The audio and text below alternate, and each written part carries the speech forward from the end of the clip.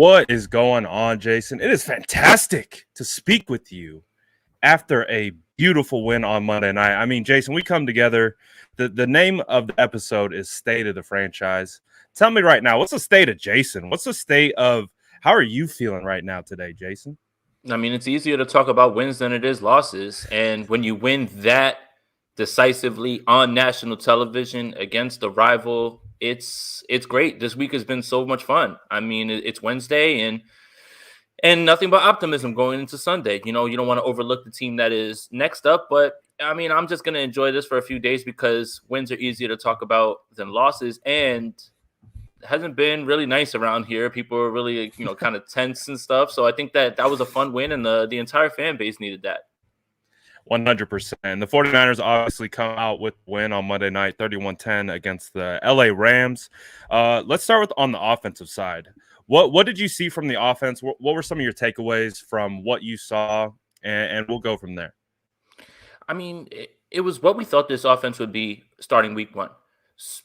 Pound the ball down your throat and quick passes, everything. The ball got out on time because obviously you're worried about the right side with no McGlinchey. You don't want to call deep passes down the field, and that doesn't make sense, right? You just want to get the ball out quickly, and the offense executed flawlessly. Like, the one thing that we said the 49ers needed to do going into this game was do something they hadn't done all year, which is play a complete game, and that was as close to a complete game as you got. So, I mean, that's what we envisioned in week one.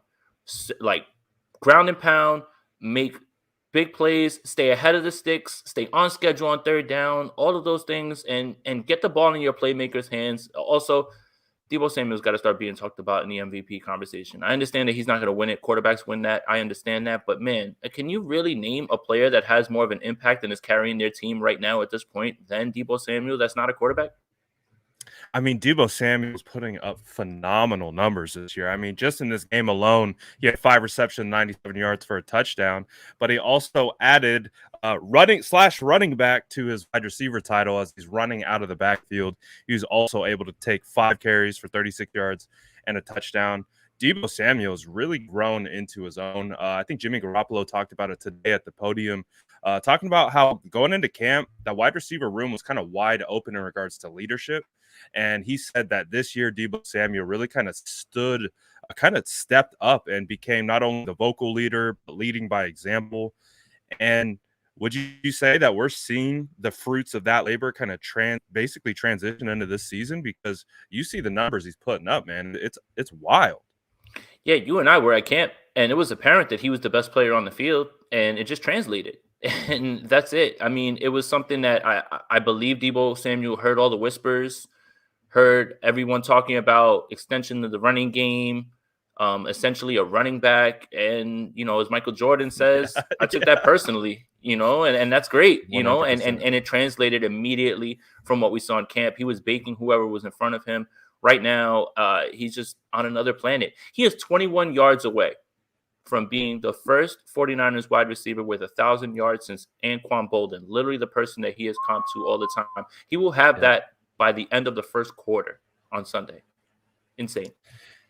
It is absolutely insane, and he's just playing at a completely another level. Obviously, the 49ers are doing a really good job. Jimmy Garoppolo, Kyle Shanahan scheming him the ball, and we're seeing kind of the fruit of that labor. Not only that, talk a little bit about Elijah Mitchell. Elijah Mitchell showed up with 27 carries, 91 yards.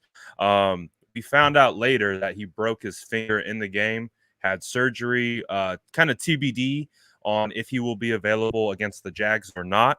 But he played they didn't really specify when the injury occurred. But essentially, Elijah Mitchell went through the entire game went through the game with a broken finger at one point, didn't say a word, and just kept chugging. Jimmy Garoppolo talked about him today and his toughness. What have you seen from Elijah Mitchell so far? That he's getting it done in different ways. So I posted the chart from Next Gen Stats, and usually outside zone is exactly where, oh goodness gracious, Jesse. Usually outside zone is where the 49ers want to attack. But in this game, Elijah Mitchell got all the tough yards in between the tackles. And that is, 27 for 91 doesn't necessarily blow your socks off, right? But at the same time, he kept the 49ers with those tough yards. He was acting like the bell cow that we thought Trey Sermon would be, and he was keeping them on schedule on third downs. I was just as impressed with this game as I was the games where he was going for 135 yards and a touchdown. The toughness and understanding the assignment of, all right, this isn't going to be the glamorous game because this is not where we can attack them. Outside, you're going to have to be in between the tackles, and 27 for 91, again, isn't going to blow you away. But I was impressed with his tough running, and that's just one facet of his game. And he's showing how versatile he is. What a steal in the 6th round it looks like Elijah Mitchell is. Absolute steal. From Mobile to the Bay Area, Jason. We watched that kid ball out at the Senior Bowl, and it's wild to see him doing it here in the Bay Area, and it's really fun to see. But we also got to see Jeff Wilson come back. He got limited touches, but this is the first real usage that we saw from Jeff Wilson. What were some of the things that you saw from Jeff, and could you see a role where Jeff Wilson kind of takes a bigger one against the Jags, potentially with the injury to Elijah Mitchell? I do, and I was actually really intrigued with the way that he was positioned and lined up. So Deebo Samuel was in the backfield a bunch, but they had Jeff Wilson lined up at the tight end position off of the line, and for blocking. And it was really just a credit to how versatile he is as well, too. So I think that obviously he was active 2 weeks ago, didn't get any run because Kyle Shanahan didn't feel like he was ready. Obviously, he got some run this week. Looked like that guy who runs angry, gets into that dark place as usual, but I could definitely see his role increasing. At the same time, I don't think that they're going to go away from Elijah Mitchell just because he's done it week after week after week. I mean, they gave him the ball 27 times. They ran it 44 times.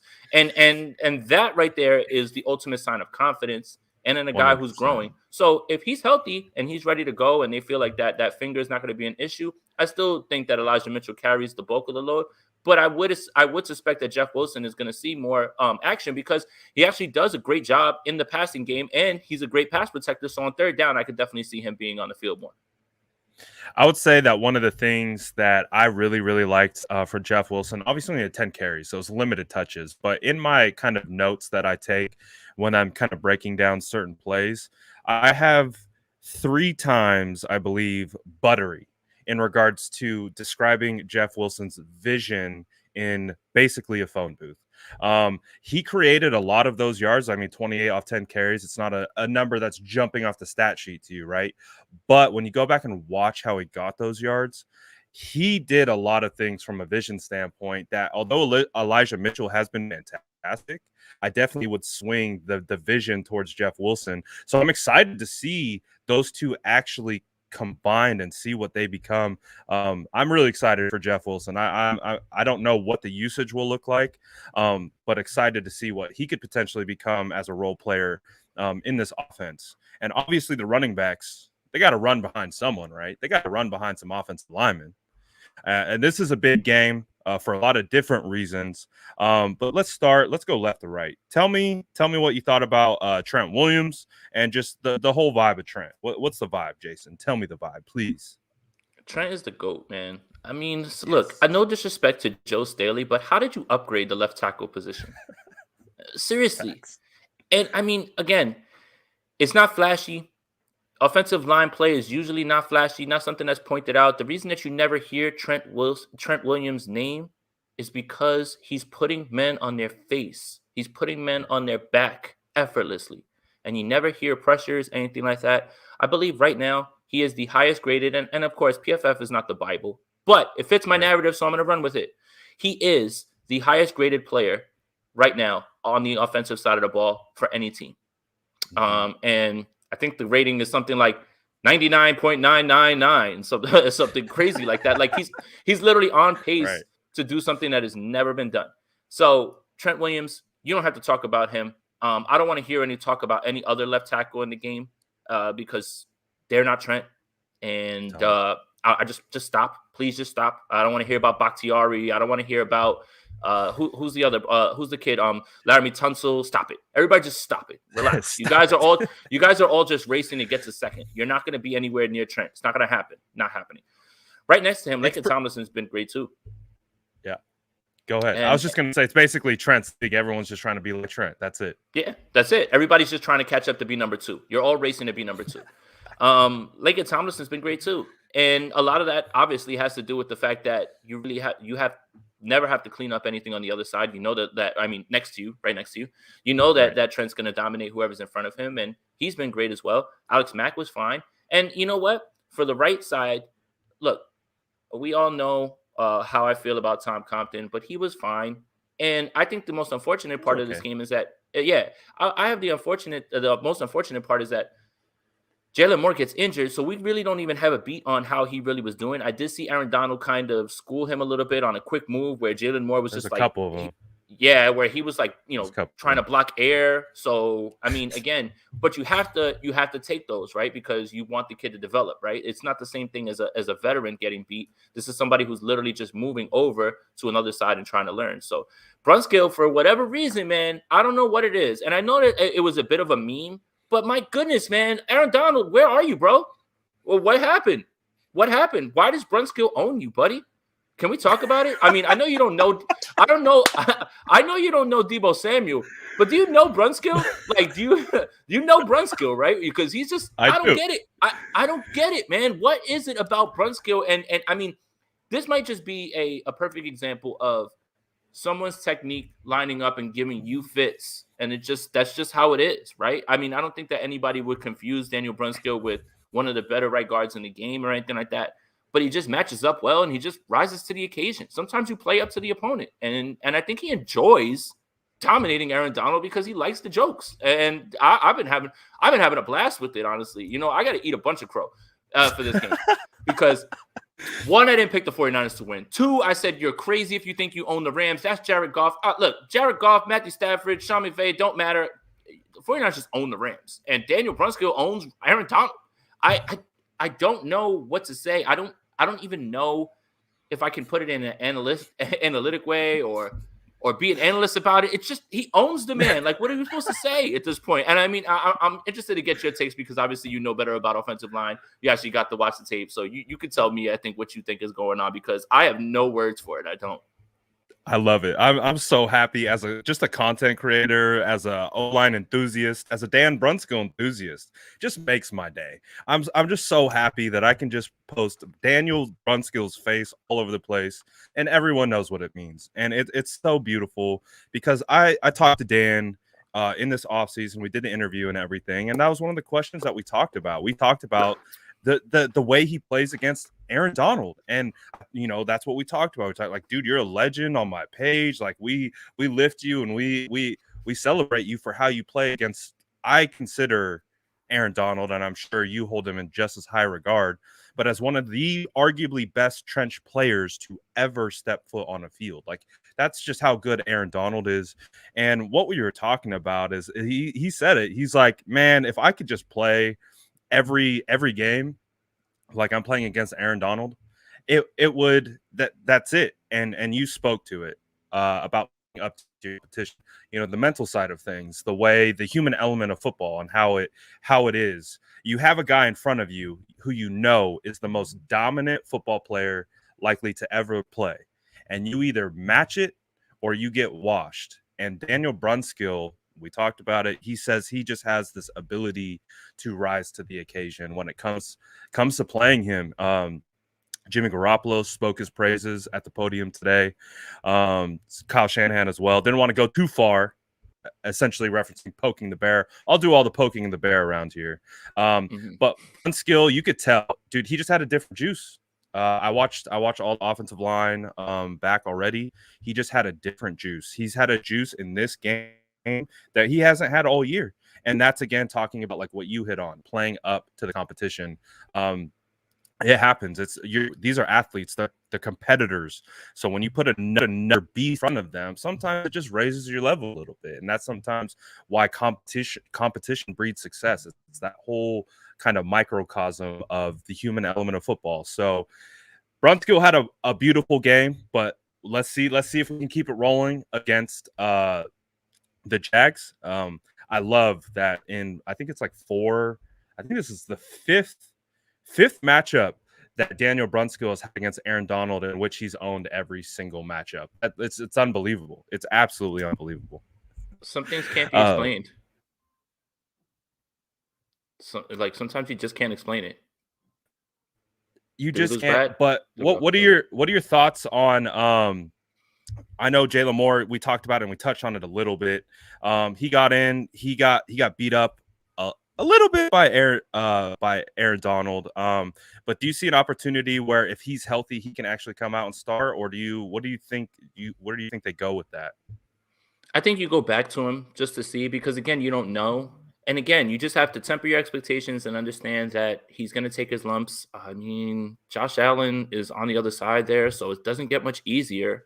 Right. And it's again about what you can scheme up. And if you know that, and what Kyle Shanahan did this week was okay. It didn't matter that if Tom Compton was there or Moore was there. You knew that you didn't want to have long developing routes down the field because then you have to make guys block for longer, and that's why you execute the game plan to quick throws over the middle, get Jimmy into a rhythm, run the ball, run the ball, run the ball, keep that pass rush at bay, and that's Mhm. probably going to be the way that you're going to see this offense roll for the rest of the year because of the right side, because of the unknown. Unless Jalen Moore just takes some big steps and you start to see, hey man, this kid can pass block. We can change it up. We can take some shots down the field. We can try that. Until then, There you go. I think that the best thing to do to help build confidence and to build a correct game plan is to stick to what you just did. And obviously, the Jaguars don't have as a formidable offense as the Rams do, but who wouldn't want to dominate time of possession 40 minutes, to like 20 minutes and keep an offense on the other side of the field and just wear out a defense mentally and physically. So I think that's the game plan that you'll see going forward. Like unless we see some big strides from Jalen Moore. Yeah, I like your point though about because I think where we see Jalen Moore, and again, why I was always hesitant about putting him at right guard, he has some work to do in the run game. He comes in plug and play as a pass blocking talent in the league. I think he's really good at pass blocking.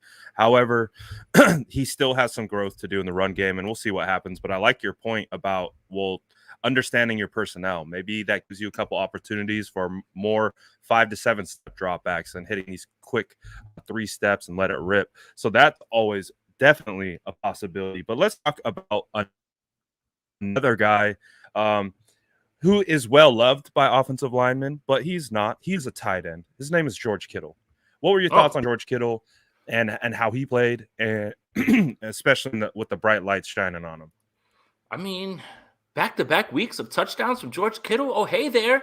Imagine Did that. you know that was Targeting. the first time in his career he's had back-to-back Yeah. touchdowns? I Yes. did And not that's know that. it's That was wild. incredible. Incredible. I mean, look, the guy is no one would ever say that, anything other than the only thing that you can probably say bad about George Kittle is that, he just gets dinged up, but the energy he brings, the blocking, still an elite tight end at the position in terms of pass catcher. Get the boy the ball, man. You know that he can cook. And I mean, there's not really much I can say. I'm really happy to see him out there. The offense looks different. Jimmy Garoppolo plays different when he's there. And it just makes this offense more lethal when you have him there, not only from the run standpoint, but just being able to line him up and watch him cook, So, I mean, I'm happy for George, man. I'm happy to see he's back. Happy to see him getting in the end zone because I felt like that was a lot of people's gripes with him. And Right. yeah, I mean, I would just say, hey, man, oh, hey there. Just stay healthy, buddy. We know that you can ball. We know it. Absolutely. Von Miller's probably still licking his chops after getting completely demolished and depleted by George Kittle. Absolutely love to see that. He was blocking his tail off. As you know, that's the key to my heart is just blocking real tough. So I absolutely love that from George, and I agree. Continue to work him into the game plan, and especially with the emergence of Debo Samuel. And I imagine safeties are going to start to really have to pay attention to this guy, and they're going to have to start bracketing and doubling and doing those types of things. So there is an opportunity for guys like Kittle to maybe get more opportunities, maybe even Brandon Ayuk. What were your thoughts of Brandon Ayuk? Again, Ayuk watch has been a topic of discussion for the entire year. How do you think he's progressing after having his initial breakthrough moment a couple weeks ago? Do you still feel like he's on that track for success? Yeah, and the game plan for this week didn't call for a pass heavy game plan. Obviously, it was get the ball in the hands of Debo Samuel, and Ayuk made catches when he needed to. And that's the sign of a professional, right? When your number's called, no matter what it is, you make plays, and he did. And this was an understated game for him, but you have to remember the game plan. It was, we're going to run the ball, run the ball, run the ball. And when that's working, you don't get away from that. Didn't see the kid pouting, anything like that. There was nothing that I saw from this game that would imply any sort of decline or anything like that. He was just fine. And that's another thing is this offense just becomes so much harder to defend when everybody's healthy. And I think that Ayuk played fine, and he made a big catch when they needed it. And it also helps because the way that Shanahan was keeping his guys away from Jalen Ramsey the entire game was just beautiful. Lining up Deebo Samuel in the backfield, moving him at the last moment to get him away from Ramsey, having Ramsey run and cover Jawan Jennings. It was masterful. I think that Shanahan did this was the Shanahan chef kiss game. This was, I did my live stream after, and someone left the best comment under, and it said Kyle Shanahan versus McVay playing Madden. And it said, Kyle says, hey, I'm going to run it again. Are you ready? And McVay says, Mom, he's doing it again, Mom. So yeah, I mean, it was just a great job. And again, when you get everybody to buy in and get everybody to just wait for their opportunity, wait for their number to be called, and you can execute like that, I don't think that there's anything bad you could say about what Brandon Ayuk did.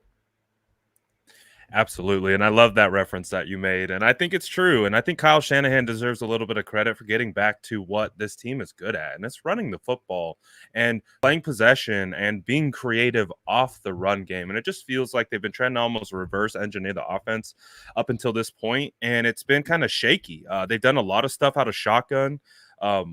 Much more than they typically have with the play actions, especially. There was a point of emphasis of them doing play action out from Jimmy under center.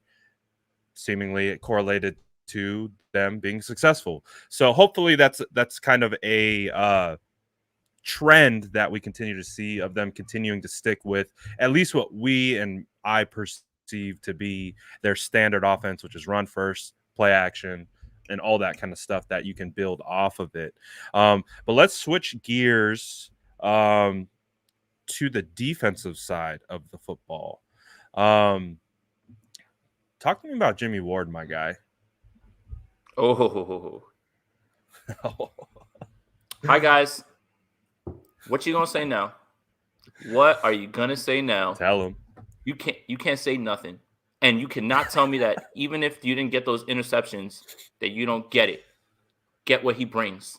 He's the leader of this defense now. Yes, I said it. Yes, I said it. The leader he of the might defense. Be, bro. He might be. The leader of the defense. Okay? At someone else about it. Don't at me about it. Why does this defense look so much different?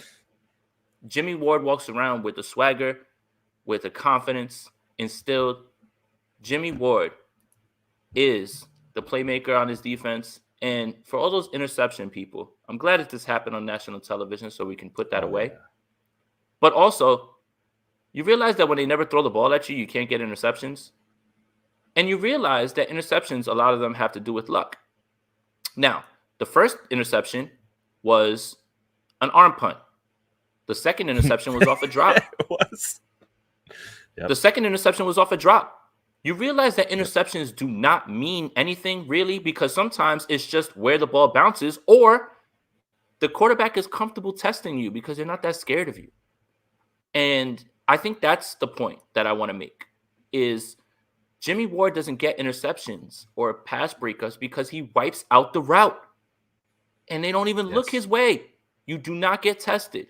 That's the difference. Glad he got the interception so you can get that narrative up out of here. But you see that second interception had to do with the drop. That wasn't a ball. I mean, the ball was there, and obviously you have to have ball skills to pick that thing out the air and then run it back. But let's not make it seem like he's undercutting routes or anything like that. I'm just glad that those happened and the way that they happened, just to show you how fluky interceptions can be. And I think that more than anything, stop evaluating safeties altogether by interceptions. Jamal Adams got an interception. Does that make him good? I'm not saying that about Jimmy Ward. I'm just saying that he's much better than Jamal Adams, and he does much more. I'm just happy that this happened so people can just shut up already about the interceptions, because I'm tired of it. And that was never the way that you should have been evaluating Jimmy Ward. 100%. And I even put a lot of eggs into Jimmy Ward's basket in regards to like how talented he is and what he's capable of doing. But it was also a bit of a shock too to see like, wow, he has really had a huge impact to the defense this year, obviously throughout his tenure, especially since 2019. But Jimmy Ward this year he's been locked tight. He's been uh absolutely clamps when it comes to one-on-one press man coverage, whether it's tight ends, big slots, what have you. I think Fred Warner said it either today or the other day, but just essentially putting a lot of respect on Jimmy Ward's name, talking about how he's probably one of the premier or one of the best man-on-man DBs in the league right now, just with how he locks everything up. And to your point, it's really hard to get interceptions when they don't throw it your way. And I get you the exact point you're making. It's like we made a big deal about Jimmy Ward getting two interceptions, but it wasn't like he undercut a route or he like, you know, all due respect to Jimmy. I'm not trying to take anything away from him at all. It's just putting more emphasis on the actual other plays that he made and the small things that he does well that don't get the credit that he probably deserves. So Jimmy Ward has been absolutely phenomenal. What did you see from Talanoa Hufanga? And also, I don't know if you saw the quote or you heard it. Kyle Shanahan had an interesting quote today. I've never's probably a strong word, but from my recent memory, I can't remember Kyle Shanahan coming out talking about a veteran in the sense of they're from injury, but it's not guaranteed that they're getting the starting job back. What was your thoughts? Again, it's kind of a two-parter, but thoughts on the Tart situation with Tart coming back from injured reserve and how Hufanga has played up until this point. Yeah, and clearly you can see how much having Jimmy Ward helps Hufanga because last week, I mean, against Arizona, they were giving up plays over their head, and when you have someone on the back end who can clean up and understands and communicates, it's so much easier for Hufanga to just get downhill and play with instincts, which is what he needs to be, right? You can't really put him in positions where he has to cover, right? Like that's not the thing, and that's what Tart does better. Now, if you're asking me, I think Tart should get back in there, but he's obviously coaching. I mean, coach is obviously impressed by what Hufanga is doing, and they obviously want to get him reps because they even got him in on some 3 safety looks. They've been dying to get him reps, so that's fine. In terms of what he said too about Dre Greenlaw and Azeez Al-Shaair, is like, I don't know if we can get Azeez Al-Shaair off the field, and I've been saying that since week 1. Yes, you have. Azeez Al-Shaair is playing way too well for you to just turn it back over to Dre Greenlaw at this point. I just want people to get 2019 out of your mind. And this is what I mean by that. Those plays are iconic, right? They're great plays. Obviously, the stop, amazing. There is more to it than that. And after that, he just has not been the same player. He has regressed on tape. It's there. Week 1, he gets a pick 6. I just had someone on Twitter say, well, he got a pick 6 in week 1. The ball fell right in his hands. Now, he ran it back. That's great, and obviously that's not easy. But when you watch the week 1 film, he's specifically out of position in the run game. And Fred Warner doesn't call people out. But there's tape of Fred Warner going back at Greenlaw and saying, dude, what the hell was that? Where were you supposed to be? Why are you you're not in your gap? So when I see Azeez Al-Shaair, here's the stat. KP of Niners Nation posted it. Azeez Al-Shaair has 14 tackles for loss this year. Dre Greenlaw has 15 tackles for loss in his career. Now tell me who's playing better. I'm going to say Al-Shaair, my guy. You just can't turn it over if he's playing better. I mean, that's 14 what do you TFLs. think? This is it. I'll read it right now. I'm gonna find the tweet right now. But KP is in agreement too that it just can't be turned right over. Yes, Al-Shaair has 14 tackles for loss this season. Greenlaw has 15 in his career. What more stats? I mean, Al-Shaair has taken this humongous step forward. You kind of saw it the last 2 games of last year. You go back, you threw on the tape. I kind of went through this little because I had this feeling that Aziz was going to have a big year. A lot of that had to kind of do with the conversations that I had with Emmanuel Mosley, and he's like, "That's one guy you want to look at." So I'm like, "Okay." I went back and I looked, and you watched the last 2 games that he had. I think one was against Seattle, and I think the other was against the Cardinals, and he was flying. He was everywhere. And so you could see it. You see the baseline ability that he has. It's on tape and it just shows up all the time. And so this year, he has really, really been able to take that humongous step forward. And he's playing lights out. And so with Drake Greenlaw coming back, and it's always great to get players that are starters and have tons of experience in your defense coming back. But maybe there's an opportunity where Azeez Al-Shaair maybe sticks with kind of that number 2 linebacker spot, whether it's the primary Will or Sam, and whichever how they like to operate that. But maybe Al-Shaair stays. I think we talked about, some of the situation with Tart and Hufanga maybe keeping his spot. Well, I think Al-Shaair is in that kind of same boat as well. Would you agree? Yeah, and Shanahan said as much. He said, I don't know if I can just turn it back over to both of these guys, which is unfortunate, right? Because obviously I'm a big Jaquaski Tart guy, but if that's what he wants, that's what he wants. And it is clear that he wanted to get Hufanga reps. But I think with the Azeez Al-Shaair, Dre Greenlaw thing, I don't even think it's much of a discussion at this point. I really don't think it's much of a discussion. I think that that's more clear and objective right away. The one thing that I will say that Dre Greenlaw does better than Azeez Al-Shaair is covering man. And that's not easy because he's a former safety. But Azeez Al-Shaair is better on run defense and better in zone. And that's 2 out of 3 things. And everybody just keeps pointing to the Arizona game. Okay, he had a bad game. Guess what? The entire defense had a bad game. The entire defense got worked in that game. And when you bring up Greenlaw's missed tackles, I will say this. You can't miss tackles if you're not in the right position to tackle. Best way I could put it. He makes the tackles when he's right there in front of him. He makes the tackles when he's right there in front of him. But if you're out of position, you can't even miss the tackle because you're not in position to make the tackle. And I think that's the best way to put it. Absolutely. I wanted to show this picture from Azeez. I caught it on the 49ers Instagram story, but just look at this dude. I think Alex Tran, who runs the Niners Nation Instagram account, posted the actual clip. But it was essentially Darnell Henderson running to the left and Azeez Al-Shaair being like the missile that he is, coming downhill at 100 miles an hour and completely unloaded into Henderson, and his face mask got completely smashed. And I love it. This to me just makes me so happy. That's football to me. I love it. And it's a good problem. It's a good problem to have. This isn't a bad thing. I mean, when you have a depth piece who's taking a step, and now you have guys who, were there before that can be depth, but you can rely on. It's not a bad thing. It's not a bad thing. And just when you watch the tape, when you watch the games, Azeez Al-Shaair is always in the backfield making plays, aside from that one Arizona game. But he's been amazing this year, and he's been a joy to watch, and he's been taking that step. Absolutely. What have your thoughts been on Fred Warner this year? Is he kind of taking steps forward? Do you think this game against the Rams was a good building block for him to kind of get back on track?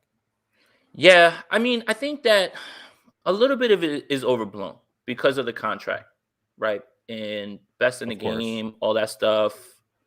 But this second half, that was Fred Warner. And that's kind of what you expect, So I think that it is a little bit overblown. Fred has said multiple weeks, I need to play better. That's what a leader does. Doesn't point the finger at anybody. So it is a good building block. I'm not going to get on Fred or anything like that. I've got people, on Twitter yelling about, man, overpaid. But relax. Just relax, man. It'll get there. It's fine. This defense as a whole is going through a bit of a transition phase with a new play caller. And it's not the same exact thing that they were running last year.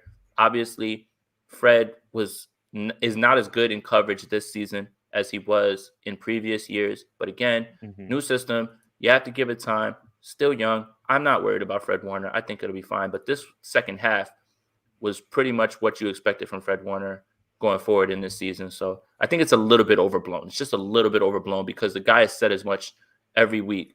I need to play better. I need to play better. Right. And that's it. And he was juiced in the beginning of the game. I saw his pregame stuff and he was hyped. He had Jeff Wilson going crazy. It's just Yeah, he did. It'll happen, man. It'll happen. And I think that the second half of this game was a good step for him. 100%. We've also talked a lot on these State of the Franchise episodes about D'Amico Ryans. What are your thoughts on D'Amico Ryans, his performance in a must win game on primetime against, hell, I mean, you look at them on paper, one of the most high powered offenses in the league, led by Sean McVay. What was your thoughts of that coaching battle right there? I thought Ryan was fine. I thought Ryans was fine, but I wanted to talk about something else, and I don't want this to be a slight at the defense or D'Amico Ryans. The Rams were pitiful. Yeah. Pitiful on Monday night. What is it about when they play the 49ers that they're so bad? Tyler Higbee had 2 drops. Yeah, Higbee had 2 drops. Cooper Kupp had 2 drops. Matthew Stafford's like throwing the ball while Odell's down there somewhere and just throwing it up. Like, what is going on with when the Rams play the 49ers? Are the 49ers in their head that much? And these are some of the guys that haven't even been here for any of these games. Right. Like, Matthew Stafford doesn't know what this is like. If you would have blinked and He you had no knows idea, now. like right. Well, let's say you were squinting, right? Let's say you were just squinting at the screen, and it kind of made everybody blurry. And you hear the guy go, interception. You'd be like, man, Jared Goff's having a bad game. What exactly about what Matthew Stafford did was different from Jared Goff?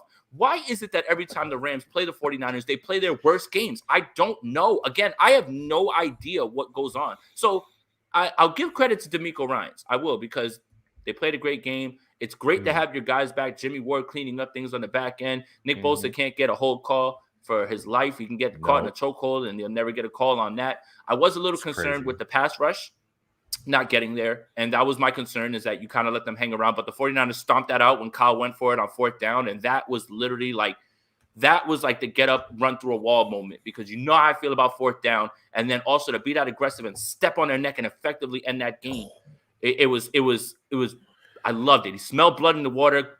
Yes. That's my coach. Yes. Right there. There's the only Shans that we know. That's it. That's it. But my problem is, what is up with the Rams, man? They play their worst games every single time they play the 49ers. I just don't get it, man. I really don't get it. It's baffling, man. Jared Goff, Matthew Stafford, same thing, man. I don't know, man. I don't get it. What I love too is that their new superstar pieces, such as Von Miller and OBJ, got completely indoctrinated into this weird mental tug and war, like you talked about. It was like two brothers like playing video games, and one's just like, I'm better than you, and I'm just going to be better than you, and there's nothing you can do about it. And that's just kind of what it feels like, right? One more thing, Brad. That fake field goal, I was completely baffled. And that was a sign of a coach who was like, man, I've got to do something drastic here because this field goal isn't going to work. We can't stop them on offense. Sean McVay, it's like, all right. It's like, remember in The Waterboy, when that guy, whenever he saw that one guy, he couldn't coach, and then he had the vision like babies and happy stuff, and all of a sudden he can draw up plays and stuff like that. Like Sean McVay he had to like envision something nothing that's going to attack him, basically. Right. So Kyle Shanahan is the guy who stole the green notebook. And Sean McVay, and he just can't get over it. And Sean McVay is terrified and shell-shocked when he looks on the other side and Kyle Shanahan's there, man. I don't know. It is so weird. I'm making a joke about it because I really have no logical way to explain it. Because and oh my God, and Troy Aikman, for you to come out and say, well, I felt like Matthew Stafford would try to force feed Odell Beckham the ball. Are you kidding me? Are you really about to blame that on Odell Beckham when that same offense looked the same way against the Tennessee Titans and Odell Beckham wasn't there? Like, literally everything is always Odell's fault. But it's just weird. What is up with the Rams, and why can they never play well against the 49ers? Sean McVay is just that coach from The Waterboy, man. And he's got to envision something different in Kyle Shanahan so he can get back to playing his game, because that fake field goal was indicative of a coach that was coaching terrified. 100%. And that mental thing, like we already talked about it with Brunskill against AD. It's just kind of there. Have it between the coaches. It's a wild situation. Obviously, there's different players that have been swapped in and out, but there seems to be that same type of vibe where the 49ers just have it's like Kyle has the headset on of the opposing team, and he's just playing with them, having a good time, doing whatever he essentially wants to do. And at that point, we're gonna let him do it. Were there any other defensive players that stood out to you? I know Arden Key came away with a sack. The pass rush has been a little up in the air.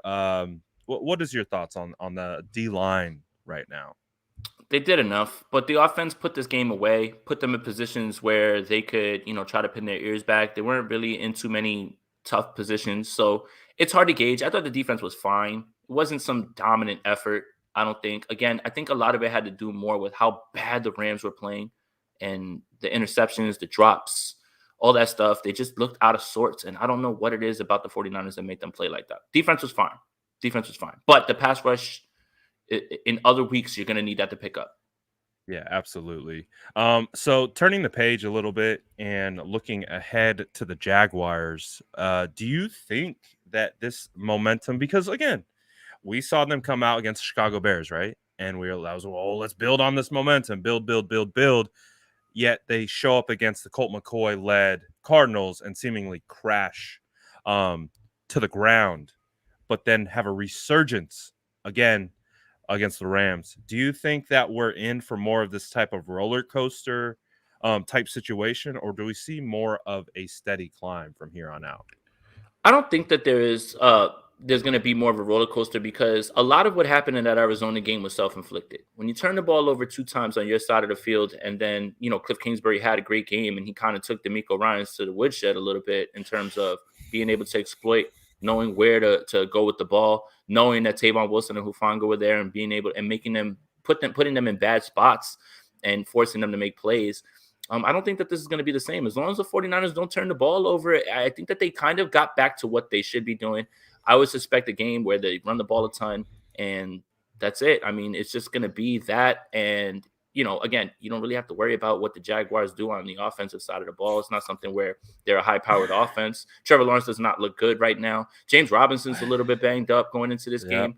And, I just think that if the 49ers, can stick to what they did last week, I mean, I don't think that there's many teams that can beat them when they're executing in that fashion. And I think that they'll just stick with that, provided they're not turning the ball over. It's very hard to win games when you're turning the ball over and you're getting penalties. So, I mean, as long as they don't do that, I think that there shouldn't be any roller coasters unless Kyle Shanahan goes away from the run or, and starts to put Jimmy Garoppolo in a spot where he has to throw the ball 30, 35 times because you're increasing that likelihood of those, oh, no, Jimmy throws.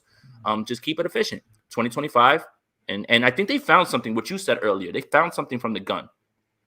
When you find new information and you realize that Jimmy Garoppolo is much more efficient from the gun, also, when you're worried about the pass rush, how better to keep you away from the pass rush by, one, getting the ball out on time and putting him in shotgun.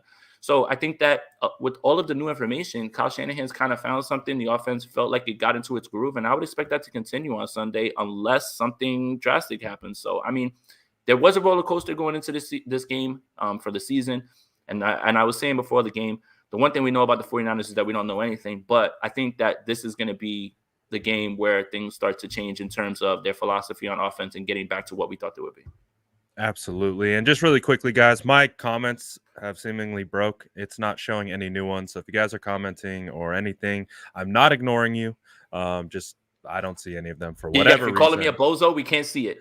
We can't see it. Doesn't matter. Call us whatever you want. We can't see it. Who Can't cares? see it.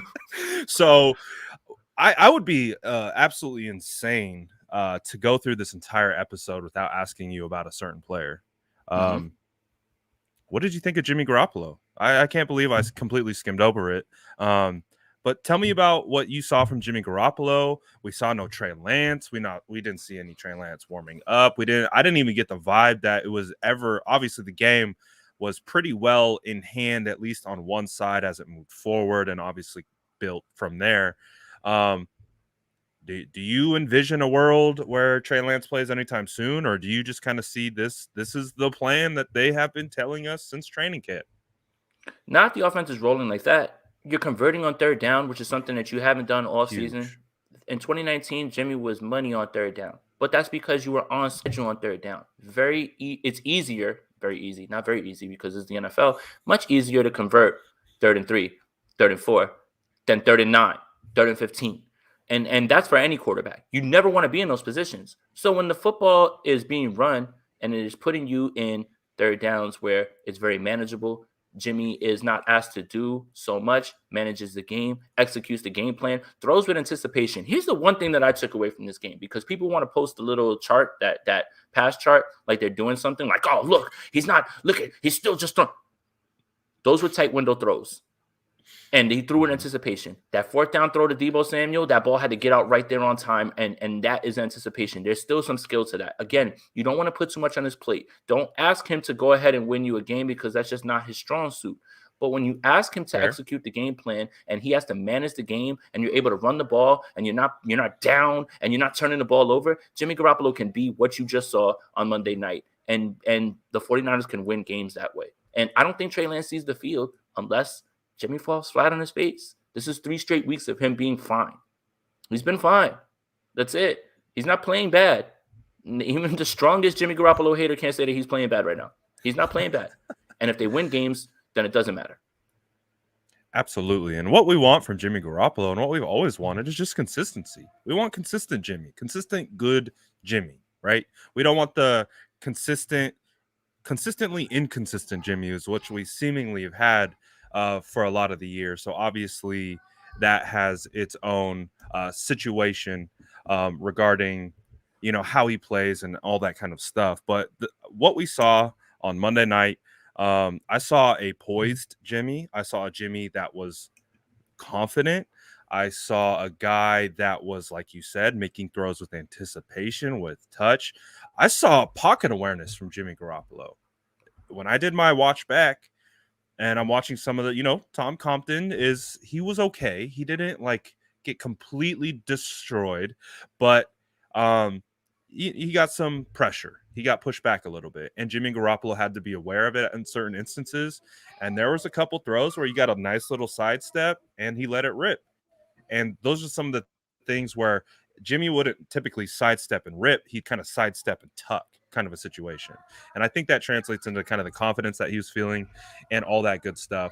But I think Jimmy Garoppolo, if he can keep that style of play going, we could absolutely be looking at a win against the Jags. Do you have any score predictions before we get out of here of what you have seeing against the Jags? Is it going to be a blowout? Is it going to be a close game? What do you kind of anticipate? Well, before we get onto the Jag stuff, and you could probably hear Averly in the background. I think that's what's you're probably thinking is why I gotta go, but she's actually having fun, so I'm good. Don't worry about that. But one more thing that I wanted to touch on before we get to the Jags game is that miracles do happen. Robbie Gould was good from 50. Sure shut me up. Way to go, pal.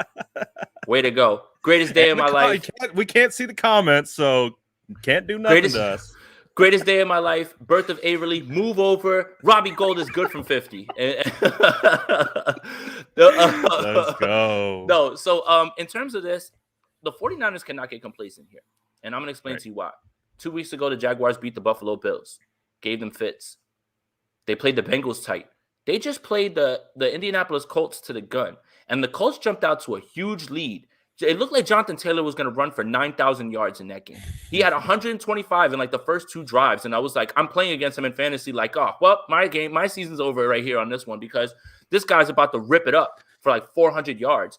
But they stuck in there and they find a way to stick around in games and play well, man. So again, 49ers across the country, 10 a.m. start for you Cali people, 1 o'clock for me, which is great. I love it. Get the game out of the way right away. Get to enjoy the rest of football for the rest of the day and not worry about it. But the 49ers shouldn't be taking this lightly. Having said all of that, the 49ers absolutely should win this game. It's just going to be a little bit closer than I believe anybody thinks. It should not be any blowout predictions, anything like that. Again, would love to be wrong. But at this point, it's going to be one of those games where the 49ers score about 28. But don't be shocked that the Jags put up 21. Hang around that game for a little while, and it's a lot closer than the score indicates. Yeah, I mean, we saw Colt McCoy come out and have one of the best days of his life. Who knows if Urban Meyer takes a couple pages out of that playbook with Trevor Lawrence, rookie quarterback. Maybe they get some quick passes out in the flat to Chenault and some other guys. Who's their starting wide receiver? Is it Laviska Chenault, who would be their wide receiver one? I believe DJ Chark is out with injury. I don't even think Marvin he's really Jones. Marvin Jones. And how has Marvin Jones really fit in? I know it made sense kind of when it happened. But how's he fit since have you been kind of paying attention to their I offense have. at all? Yeah, I have. Because fantasy football, I watch everybody. Hmm. He's the target draw right there. He is, but they're not connecting. Him and Lawrence are not connecting right now. Lawrence is struggling. Like it's just not working for them right now. The Right. X factor on their team and the guy that the 49ers really need to look out for is Jamal Agnew. And it seems like Jamal Agnew is the guy that Laviska Shenault, we think Laviska should have been, because I was big on Visca, man. And Same. he's Same. in the backfield, playing wide receiver, fast as hell, can return kicks. Jamal Agnew has been that more than anything. So, yes, Marvin Jones, Shenault, Dan Arnold, their tight end, has been ripping it up. I believe he has it's the number is 80 yards, I think, in like 6 straight games or something like that. So him and Trevor have a Mhm. connection. This is the game where they're going to be tested, whether that's going to be Fred having to lock up with him or it's going to be Aziz Al-Shaair who has to get, on him. This is going to be a tough one because Dan Arnold has actually been playing very well lately. So they have some weapons, but again, James Robinson's a little bit banged up. You know what they want to do with him. I think he's a very underrated player. But Jamal Agnew and Dan Arnold are the two that really kind of scare me because they present problems because they can create mismatches with how well they're playing right now. Absolutely. And also, too, if you flip to the opposite side of the football, 49ers offense versus their defense, they quietly have some good pieces on that defense. I mean, you touched on it a little bit before with the Josh Allen. Josh Allen has been playing pretty damn well this year. And Mm-hmm. so it's going to be interesting to see where he lines up. I believe he typically lines up on the offense's right side. So Compton, Jalen Moore, could be a long day at the office for those two. Um, I don't feel too bad if Jalen Moore is in there because I know Jalen Moore can hold his own in pass protection. I know I can feel somewhat confident about that. I can feel somewhat confident that Jalen Moore is going to be able to suffice in that role. We'll see what happens if it's a Tom Compton coming out again. The knee injury with Jalen Moore that he did suffer was not serious. There's no structural damage. So it's, again, another TBD with who's going to be starting at the right tackle position. So we'll see. But that matchup is going to be interesting to watch. Are there any other matchups on the defensive side versus the offense that you're looking at? Or is it just 49ers play their game like we saw against the Rams or however they got it drawn up? And they just go out and execute, and everything else takes care of itself. Yeah, slow down the pass rush by running the ball. Run the ball right at him, make him make tackles, and just put yourself in good spots on third down. You have to execute the way that you did in this game on third down, and we hadn't seen that all year. So when you're completing, getting those third downs are backbreakers mentally for the defense, right? They're trying to get off the field, and you keep making plays. I believe the 49ers had 4 on the first drive, which is almost just like, yeah, you can't stop us. 18 plays, you're not stopping us, and it's death by a million paper cuts. That's fine. But those long drives also keep your offense on the side of the field, but it also damages the defense and says, oh, man, I don't know. We're in for a long, long day. We can't stop them. Yeah. So I like that plan. I think the 49ers have a good shot. But quickly, before we really take the turn, is there a path forward for this team in the playoffs? I know they're only a game out, but do you see a path where they can actually make the playoffs? We'll talk about what happens in the playoffs once they make it. We won't go there, but do you think there's an opportunity for them now with this commanding win against the Los Angeles Rams? Do you think there's an opportunity for them to really put their sights on the playoffs?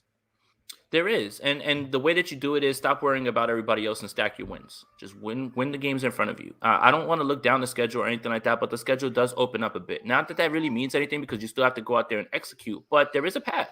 There is a path. I'm sorry if you hear Avery in the background. I'm trying to get her to chill, but she won't listen. But it is there for them. It's there right there in front of them because there is a Minnesota game coming up. They're right there in the same hunt. You can also jump them. That's the thing is, if you take care of what you have to take care of, which is beat the team in front of you, then it doesn't matter what other teams do. You can get to 5-5. Once you get there and you start to stack wins and you start to roll a little bit, then it's all in front of you and you control your destiny. You don't need help from other people or other teams. That's it. Right. Never put your fate in other teams' hands. Stack your wins and move forward that way. Absolutely. I think that is the best way to look at it. And hopefully that's what the 49ers do. They just take who's ever in front of them and they execute, play their game, get back to what they do best. And it's been phenomenal to watch them control the football. I think that was probably one of my favorite thing and biggest takeaways from that game was the time of possession battle, them just owning the clock and going on and on and on with that. Jason, before we break, is there anything else that you want to touch on? I know we got the Robbie Gould love out the way. Anything else that you would want to hit on before we head out, my guy? Yeah, I kind of tweeted this, but if you have a 49er friend that is nitpicking this complete team win, cut them out of your life. Please. You don't need that sort of negativity. With everything that's been going on wrong, this is the game that you want to complain about? Come on, man. Seriously. The 49ers hadn't won a home game in almost 400 days, and you want to find a way to be negative? Just stop it. Please. Cut that person off. You don't need that negativity in your life. That's the last thing I'll say. Facts. I love it. That's the best advice you can have. I mean, you're going to have a much better life as a football fan if you can just, understand those people, and we'll go in the other direction. I think that's absolutely great advice. Jason, as always, I thank you so much for your time. It's always a freaking blast.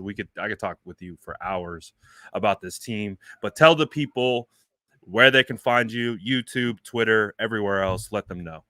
Yeah, appreciate you, man. And it would have been cool, if I wasn't, I'm straight up a lone dad from Tuesday to Sunday. So it's only Wednesday. Hey, so you are a man of the people, the working man. He's doing it all, man. We see you. Your efforts. I'm sure if the chat was actually working, we'd actually see some love for Jason for being the hardworking man that he is. So make sure you go follow this guy, please. Appreciate it. Yeah, just follow me on Twitter at Jason Aponte 2103 and on YouTube, Jason Aponte, Sprint Right Option Podcast on there with Andrew Pasquini. We gave Brad a nice little shout out on there where we were talking about Trent Williams. Yeah, so just this is gonna be a fun week, ramped up, and I'm starting to get back into the fantasy football start sit stuff. So Sunday, if you have questions around 12 o'clock when the inactives come out, pull up. Bring your chat, bring your questions to the chat, and we'll help you get some wins because now we're getting closer to the playoffs, and everybody's got to start winning some games now. Absolutely. And I'm a huge fantasy guy. Huge fantasy guy. I ask Jason questions about start sit and things like that because this dude is freaking tapped in. And I'm not saying that just to hype my guy up because I like to hype my guy up.